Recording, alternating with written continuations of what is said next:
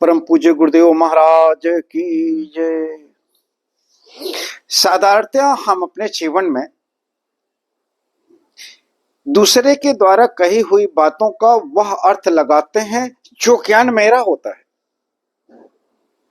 हम दूसरे की बातों को कभी समझते नहीं हैं।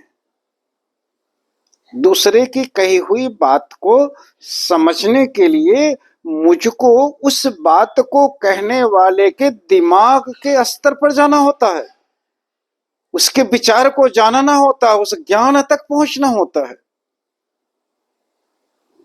अन्यथा ये ऐसे ही है जैसे उल्टे मुंह करके बाल्टी रख दी जाए, लोटा रख दी जाए तो उसमें बरसात का पानी नहीं इकट्ठा होता। तो जब पहले से आपका मस्तिष्क किसी चीज से ऑक्युपाइड है, पहले से ही भरा हुआ है, पहले से ही आपने भाव बना रखे हैं, तो आप बात कहने वाले व्यक्ति के अर्थ को नहीं समझेंगे। इन चीजों को समझने के लिए आपको बहुत गहराई से सोच रखनी पड़ती है। कभी श्रीमद् भागवत के कथानक पर जाइए, जहां ऋषियों ने अपने ज्ञान वर्धन के लिए जो प्रश्न किए हैं वह कठोरतम नहीं थे, उस सात्विक और प्रेम से भरे हुए थे।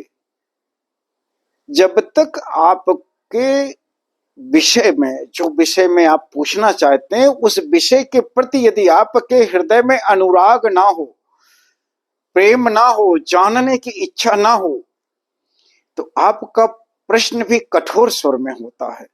और अगर आपका प्रश्न कठोर स्वर में है तो आप निश्चित तौर पर सही उत्तर नहीं पा पाएंगे। तो प्रश्नकर्ता को यह हमेशा ध्यान रखना होगा कि वह प्रश्न करते समय एकदम से प्रेम और श्रद्धा पूर्वक ही प्रश्न करे, ताकि बताने वाला उसके ज्ञान, उसकी इच्छा, उसके अनुराग को समझ करके सही सही शब्दों में उन चीजों को बता सके। रूखे मन से किए गए प्रश्न का उत्तर भी रूखा ही होगा।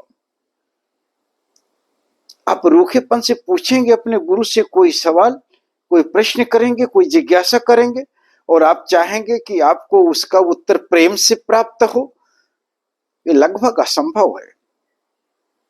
इसलिए प्रश्नकर्ता को हमेशा अपने अंदर शुद्धिकरण करना चाहिए। पहले प्रश्नकर्ता को प्रश्न करने लायक बनना चाहिए, लेकिन यह भी तो ज्ञान से ही संभव है। और जिससे आप प्रश्न कर रहे हैं उसके प्रति आपका अनुराग का है। रामायण के प्रसंग में आता है भारद्वाज ऋषि और याज्ञवल्क्य मुनि का प्रसंग। बड़ी विनम्रता से प्रश्न किया गया है याज्ञवल्क्य ऋषि से। श्रीमद् भागवत में भी ऐसे दृष्टांत आते हैं। अन्यथा क्या होता है कि हम बनावटीपन में जीते हैं। अपनी सुंदर काया, अपने सुंदर वस्त्र, अपने आभूषण, इन पर मैं अहंकार करता हूं और मेरा मन कभी अनुराग या प्रेम या श्रद्धा या आदर के भाव से कभी झुकता ही नहीं है, नमन ही नहीं करता है। तो आप किसी भी रूप में अपना ही प्रभाव छोड़ते हैं, कुछ प्राप्त नहीं कर पाते हैं। तुलसीदास जी ने इसके लिए लाइन लिखी बहुत सुंदर कि मन मलिन तन सुंदर कैसे, बिसरसी भरा कनक घट जैसे। आप इसको इस तरह से समझें कि यदि सोने का मटका हो, कुंभ सोने का हो, और उसमें अगर विष भरा हो तो वह विष अपने साथ साथ उस कुंभ का भी परित्याग करा देता है। जिसका मन मलिन हो, मलिन शब्द बहुत विस्तृत है, समझना होगा इसको। दंभ, द्वेष, ईर्ष्या, पाखंड, ये सब चीजें मिलकर के हमारे मन को दुखित करती हैं। मेरा मन मलिन होता है, और जब मेरा मन मलिन होता है तो मेरा शरीर कितना भी सुंदर क्यों ना हो, मेरी वाणी मेरे तन के, मेरे शरीर के अनुसार, मेरे आभूषण के अनुसार, मेरे पहनावे के अनुसार ही रहती है। गर्व है आपको, अभिमान है आपको अपने पर,